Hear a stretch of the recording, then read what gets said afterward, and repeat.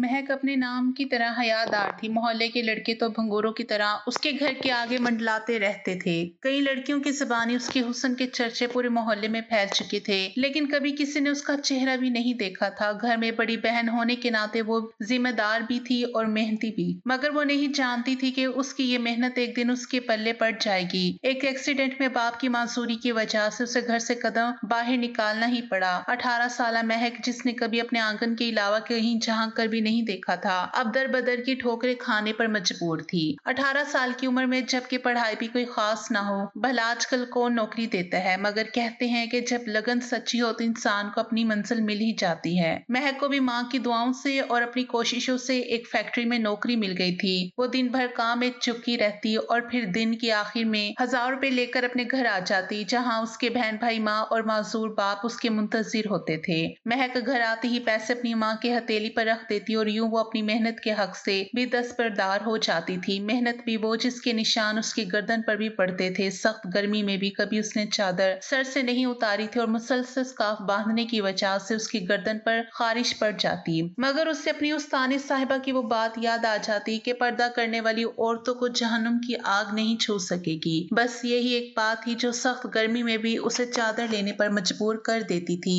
उसका रुझान शुरू से ही मजहबी था, मगर फिर दुनिया और रोजगार के चक्रों में वो ये सादत कभी हासिल नहीं कर सकी। जिंदगी के दिन यूं ही गुजरते रहे, हत्ता कि इतने सालों में अच्छी खासी रकम कमा ली थी। बहन भाई भी स्कूलों में पढ़ने लगे थे। अब्बा का इलाज कराने के बाद से उनकी मासूरी के असरात भी तकरीबन खत्म हो गए थे। वो चलने फिरने के काबिल हो चुके थे, मगर इतने साल व्हील चेयर पर और चारपाई पर गुजारने के बायस वो खासे काहिल हो चुके थे। उन्हें बेटी की कमाई का चस्का पड़ चुका था और एक बार जब इंसान आराम तलब हो जाए तो वो मेहनत से दूर भागता है। मेरे बाप ने भी जब घर की जिम्मेदारी से हाथ उठा लिए तो उसने अपने भाइयों को उम्मीद की नजर से देखा। छोटे भाई में तो उसकी जान थी, उसको वो हमेशा से हाफिज कुरान बनाना चाहती थी, सो उसने उसे मदरसे में दाखिल करवाने की ठान ली। चाहे बाप जितनी मुखालफत करे, लेकिन वो ये काम करके रहेगी। अदरीस साहब चाहते थे कि बेटे को किसी दुकान में बिठा दे ताकि कुछ काम करे और 2-4 पैसे हाथ आए, लेकिन महक जानती थी कि उसने दिन रात मेहनत की चक्की में पीस कर अपनी उम्र का हिस्सा जाया कर दिया था। अपने भाई के साथ तो वो हरगिज ऐसा ना होने देती। एक दिन अब्बा की लाख डांट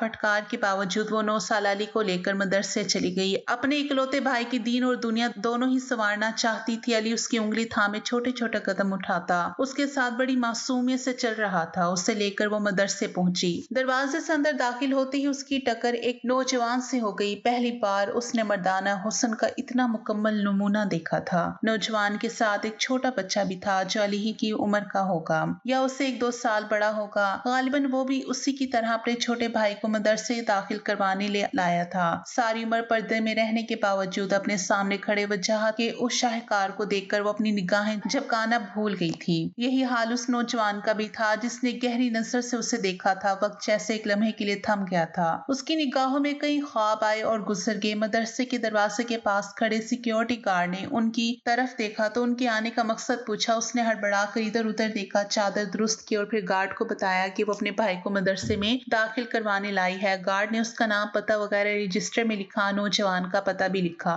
और उन्हें अंदर भेज दिया। वो तो एक साथ ही दाखिला कमरे में दाखिल हुए थे। उन दोनों को साथ देखकर इस्तकबालिया पर बैठे आदमी ने उन्हें यूं घूरा जैसे वो दुनिया का 8वां जुबा हो। अली को मदरसे में दाखिल करवा कर उसने मामूली सी फीस भरी और फिर घर की राह ली। रास्ते में वो अल्लाह से भाई की सलामती की दुआएं मांगती रही। फिर कुछ देर बाद उसे एहसास हुआ कि कोई उसका ताकुब कर रहा है। उसका दिल बेतरतीब अंदाज से धड़कने लगा था। उसे तो पीछे मुड़कर देखा भी नहीं जा रहा था। एक अजीब सा खौफ था जो उसके दिल पर सवार था। वो तेज तेज कदम उठाती घर की तरफ बढ़ने लगी, मगर वो क्या जानती थी कि ताकुब करने वाला उसके घर तक आ जाएगा, बल्कि उसका इरादा ही उसके घर का पता देखना था। और फिर अगले दिन उसकी निगाहों के तीर से गाहिल एहसान अपने माँ बाप के साथ उसका हाथ मांगने पहुंच गया। उसे तो जैसे यकीन न आया कि हुस्न का देवता उसके घर चलकर उसका रिश्ता मांगने आया है। एहसान अगरचे गरीब खानदान से ताल्लुक रखता था, मगर उसका हुस्न और लिबास से लगता था कि वो कोई शहजादा है। एहसान के खानदान से मिलकर उसकी माँ बहुत खुश हुई। खुश होती भी क्यों ना, घराना भी इंतहाई मुख्तसर था और माँ को अपनी बेटी की खुशियों के अलावा क्या चीज चाहिए होती है। एहसान का छोटा भाई अहमद भी साथ ही था जो उस दिन उसके साथ मदरसे आया था। इस रिश्ते पर किसी को कोई एतराज नहीं था और ना ही होना चाहिए था, मगर बेटी की कमाई खाने वाले बाप को और निकम्मे भाइयों को भला कब एहसास था, कब फिक्र थी कि महक भी अपने घर की हो जाए। उनके रवैये यही बताते थे थे कि वो कभी भी महक की शादी करने पर राजी नहीं होंगे। और यूं घर का माहौल कुशीदा होता गया। माँ, बेटियों और शोहर के दरमियान दूरी की एक खलीज हाइल हो गई थी जिसे चाह कर भी कोई गिरा नहीं सकता था। और बिलाखिर उसका नतीजा वो निकला जिसने एक हंसते बसते घराने को उजाड़ दिया। मगर माँ भी अपनी बेटी को यूं नहीं छोड़ सकती थी। उसको ब्याने की उम्र थी, सो माँ ने शोहर और बेटों की परवाह किए बिना बेटी को 2 जोड़ों में निकाह पढ़वा कर एहसान के साथ रुखसत कर दिया। घर का आंगन सूना हो गया था। घर से कमाने वाली वाहिद हस्ती भी चली गई थी। घर में तो फाकों की नौबत आ गई थी। मगर माँ को इसकी परवाह नहीं थी। वो अपनी बेटी को ब्याह कर खुश थी। हाँ, मगर कभी कभी उसके नसीब के बारे में सोचकर उसे थोड़ी फिक्र होती थी। मगर वो अल्लाह से दुआएं मांगती कि उसकी बेटी का नसीब भी उसकी शक्ल व सूरत की तरह, उसकी सीरत की तरह शानदार हो। शादी की रात रवायाती शोरों की तरह एहसान मोहब्बत का इजहार तो जरूर किया, लेकिन साथ ही साथ ये भी चेता दिया कि अपने माँ बाप और छोटे भाई के खिलाफ वो एक लफ्ज भी सुनना पसंद नहीं करेगा। आम लड़कियों के बरक्स कोई इस बात पर हरगिज कोई इतराज नहीं था। सास ससुर की खिदमत को तो वो अपनी सादत समझती थी, सो उसने भी ये बात अपने पल्लू से बांध ली और पहले दिन से ही खुद को सास ससुर की खिदमत में गुम कर लिया। क्योंकि घर में कोई दूसरी औरत थी नहीं, सो सारी जिम्मेदारियां उसी पर आन पड़ी थी। मगर वो फिर भी खुश थी। अपनी उम्र में उसकी सही जगह शादी हो गई थी। मोहब्बत करने वाला शौहर मिल गया था और उसे क्या चाहिए था। मगर जल्द ही उसे तन्हाई का एहसास काटने लगा। सास के करतूत भी सामने आने लगे, जो एक एक बात पर उसके कीड़े निकालती थी और फिर उसके किरदार पर भी शक करती थी। सास का ख्याल था कि निकाब और बुरखे वाली लड़कियां आम लड़कियों से भी ज्यादा बद किरदार होती हैं। उसका तो दिल छलनी छलनी हो जाता था। महक का बस नहीं चलता था कि वो अपनी पाकीज़गी के लिए अपना दिल काट कर उनके सामने रख दे। मगर कहते हैं कि कभी कभी दुनिया बेरहम हो जाती है। खुदा इंसान के गुनाहों को माफ भी कर दे तो ये दुनिया नहीं भूलती। और फिर महक ने तो कोई गुनाह भी नहीं किया था। उसकी सास तो बिला वजह ही उसे रोकती टोकती थी, उस पर जुल्म व सितम के पहाड़ तोड़ती थी। और फिर उन्हें इस बात का भी इल्म था कि मायके में बाप और भाई महक से सख्त नाराज हैं। उसने अपनी पसंद की अपनी माँ की मर्जी से शादी की थी। इस बात ने तो जमीला बेगम को शेर बना दिया था। वो अपने जुल्म हर हद महक पर पूरी कर देती थी। महक अपनी जबान से उफ तक नहीं कहती थी, सिवाय अल्लाह से दुआ करने के। उसने कभी किसी के जुल्म का कोई जवाब नहीं दिया था, लेकिन आखिर वो भी एक इंसान थी। एक दिन उसे अपने घर वालों की याद सख्त सताई। सास ने उस दिन जुल्म की हद कर दी थी। अपने भाई से मिलने मदरसे चली गई। घर जाने का तो सवाल ही पैदा नहीं होता था। बाप और भाई उसकी जान के दर पे थे। अली से मिलने वो मदरसे पहुंची। इतवार का दिन था। उसे उम्मीद थी कि अली को मदरसे से घर ले आएगी, मगर ये भी डर था कि कहीं इतवार के दिन छुट्टी के बायस वो घर ही ना चला गया हो।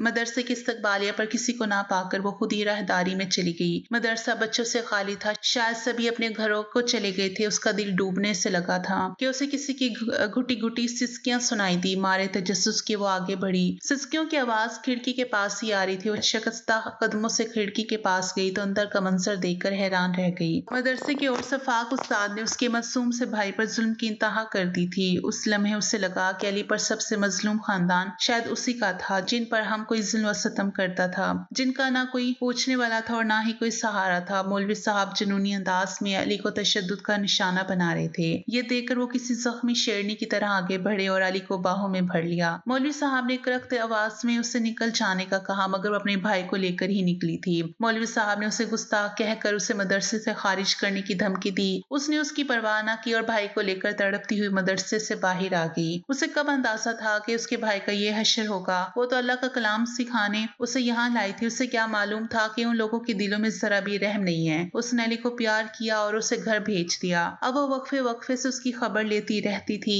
मगर जब से मदरसे पर तशद्दुद का माहौल देखा था, उसका दिल अहमद के लिए भी बेचैन रहता था। वो भी इसी मदरसे का तालिबे इल्म था और ऐन मुमकिन था कि उस पर भी इस किस्म का तशद्दुद होता हो। गो कि उसने अपने देवर की मौलवी साहब के हाथों मार खाते नहीं देखा था, मगर उसका अजीबो गरीब रवैया बताता था कि वो ज़हनी तौर पर बहुत मायूस है और अक्सर उलझा उलझा नजर आता था। महक को देखता तो घबरा कर अपनी निगाहें फेर लेता। उसका रवैया देखकर महक समझ जाती कि जरूर वो किसी परेशानी में मुब्तला है। मगर किससे कहते, बड़ा भाई कारोबार के सिलसिले में बाहर रहता, रोजगार कभी मिलता और कभी ना मिलता। सास ससुर को तो बुढ़ापे की बीमारी ने आ घेर लिया था और भाभी उसके लिए एक अजनबी थी। जिंदगी में बहुत कम ही उसका सामना औरतों से हुआ था, सो ये कोई हैरत की बात नहीं थी। महक ने अपने देवर की यह हालत देखी तो शौहर से मिन्नत की कि उसे मदरसे से निकाले, वरना वो ज़हनी मरीज बन जाएगा। एहसान ने पहले तो बीवी की बात ना मानी, फिर एक दिन चेक करने के लिए वो चुपके से मदरसे गया। वहां का माहौल देखा तो उसे बीवी की बात पर यकीन हो गया। यूं भी घर की जिम्मेदारियां बढ़ने लगी थी। एहसान रोजगार के सिलसिले में सऊदीया जाना चाहता था। कितने अरसे से उसकी ख्वाहिश थी, वीजा निकल आया था, मगर घर में किसी के ना होने की वजह वजह से वो बाहर भी नहीं जाना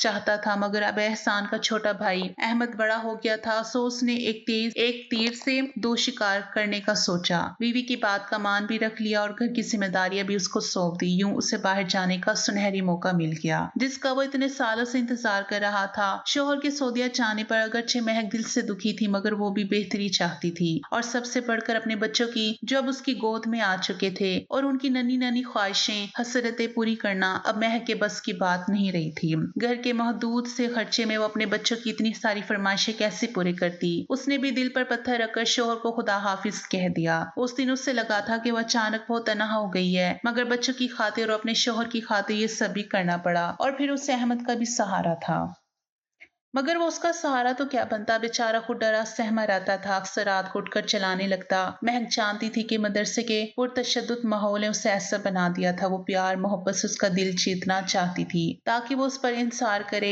उसे अपने दिल की बातें बताए और एक नॉर्मल जिंदगी की तरफ दोबारा आ जाए। उस दिन के बाद उसने अहमद पर खास तवज्जो शुरू कर दी। रात को सोने से पहले वह अहमद के कमरे में जरूर जाती थी। अक्सर वो उसे कोई ना कोई कहानी सुनाकर सुला देती और फिर खुद अपने बच्चों के पास आकर सो जाती। एहसान को गए तकरीबन 1 साल का अरसा गुजर चुका था। उस दौरान उसकी सास का रवैया यूं ही बरकरार रहा। देवर की अजीबोगरीब हरकतें थोड़ी कम हो गई थी, मगर अब अक्सर घर के बाहर रहने लगा था। रात को देर से आना उसका मामूल बन चुका था। उसने सास से ला कहा कि अपने बच्चे पर नजर रखे, मगर वो तो यूं लाताल्लुक बने हुए थे जैसे वो उनका बेटा ही ना हो। कभी कभी पोतों को जमीला बेगम गोद में उठा लेती थी, मगर उनका रवैया उखड़ा उखड़ा ही रहता था। और फिर एक दिन मामूली से बात का बहाना बनाकर उन्होंने महक को घर से बाहर निकाल दिया।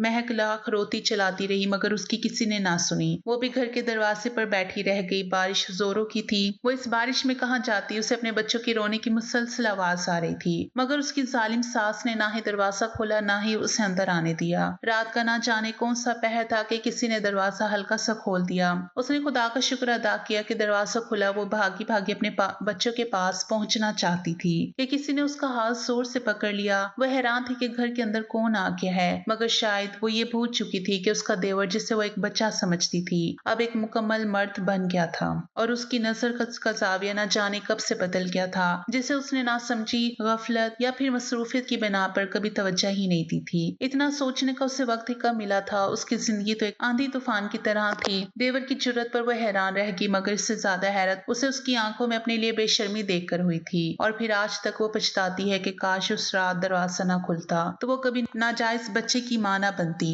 इस वाक्य के 1 महीना गुजरा था कि उसे अपने अंदर तब्दीलियां महसूस हुई। वो तो काम कर रह गई। उसका दिल दहलने लगा था। खुदाया अब कहाँ जाऊं। शोहर तो साल से घर नहीं आया। सास तो यही कहेगी कि घर से बाहर निकाला था तो ना जाने कहाँ मुंह काला करके आई है। बच्चों की माँ होते हुए उस पर इस तरह के इल्जाम। उसका दिल चाहा कि जमीन फट जाए और वो इसमें समा जाए। किस कदर मजलूम और बेसहारा हो गई थी।